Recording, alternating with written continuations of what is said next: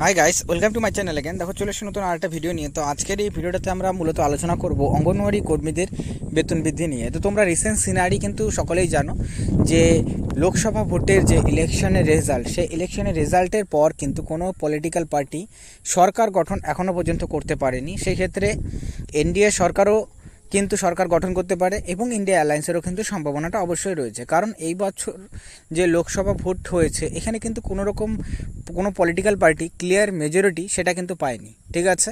তো এই যে কোনো পলিটিক্যাল পার্টি সিম্পল মেজরিটি পায়নি, তো এটার প্রভাবটা কি অঙ্গনওয়াড়ি কর্মীদের যে বেতন বৃদ্ধি বা আদার্স যে অ্যাক্টিভিটিসগুলো করানো হচ্ছে অঙ্গনওয়াড়ি কর্মীদেরকে দিয়ে, সেটার উপর কোনো প্রভাব পড়বে কি পড়বে না, তো এই বিষয়টা অবশ্যই খুবই একটা গুরুত্বপূর্ণ হয়ে যায়।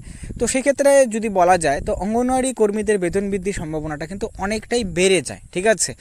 কারণ আমরা রীতিমতো কেন্দ্রীয় সরকারের যে বিষয়টা দেখেছি যে পার্লামেন্টের মধ্যেও অঙ্গনওয়াড়ি কর্মীদের রীতিমতো বেতন বৃদ্ধি করানো হোক বা বেতন বৃদ্ধি নিয়ে প্রতিনিয়ত কিন্তু পার্লামেন্টে যে এমপিরা রয়েছেন তারা কিন্তু কথা উঠিয়েছেন যে কর্মীদের 15 থেকে 16,000 বা এরকম একটা যাতে ফিক্স স্যালারি করা হোক। কিন্তু কেন্দ্রীয় সরকার বারবারই কিন্তু এই বিষয়টাকে এড়িয়ে চলেছে এবং রিসেন্ট পাস্টে যে বাজেট ইন্টেরিয়াম বাজেট পেশ করা হয়েছিল সেই ইন্টেরিয়াম বাজেটে কিন্তু শুধুমাত্র অঙ্গনওয়াড়ি কর্মীদের যে আয়ুষ্মান ভারত যে হেলথ স্কিমটি কেন্দ্র সরকার দ্বারা চালু করা হয়েছিল সেটার আওতায় শুধুমাত্র নিয়ে আসা হয়, ঠিক আছে।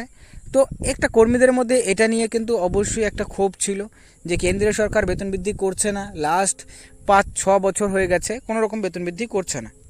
তো সেই ক্ষেত্রে এবার কিন্তু পসিবিলিটিসটা অনেকটা বেশি যে কর্মীদের বেতন বৃদ্ধি করা নিয়ে, ঠিক আছে। কারণ যেই পলিটিক্যাল পার্টি সরকার গঠন করুক না কেন কিন্তু এবার কর্মীদের কিন্তু বেতনটা অনেকটাই বৃদ্ধি হওয়ার সম্ভাবনা রয়েছে। এবং এই ক্ষেত্রে কত টাকা, এবং এইটা আরেকটা গুরুত্বপূর্ণ যেটা যে অঙ্গনওয়াড়ি কর্মীদের অনারিয়াম যে দেওয়া হয় সেই অনারিয়ামের মধ্যেও কিন্তু একটা বিশাল বড় পরিবর্তন আনা হতে পারে। কারণ এবার কিন্তু যেহেতু কেন্দ্র সরকার যদি মনে করো এনডিএ সরকারও গঠন করে, তো সেক্ষেত্রে এনডিএও কিন্তু এই বিষয়টা অবশ্যই মাথায় রাখবে। কারণ যেহেতু তারা ইলেকশনে এবারে রেজাল্টে ভোট কিন্তু অনেকটাই কম পেয়েছে, মেজরিটি তারা পায়নি, তো সেই ক্ষেত্রে তাদেরও কিন্তু এটার একটা ইম্প্যাক্ট থাকবে এবং সেই ক্ষেত্রে কর্মীদের কিন্তু নিয়ে এবার কিন্তু হয়তো অঙ্গনওয়াড়ি কর্মীদের বেতন বৃদ্ধি নিয়ে সেন্ট্রাল গভর্নমেন্ট অবশ্যই এই বিষয়টা নিয়ে বিবেচনা করবে এবং এই ক্ষেত্রে এটার পসিবিলিটিসটা সবচেয়ে বেশি রয়েছে, যেটা আমি আগেও জানিয়েছিলাম।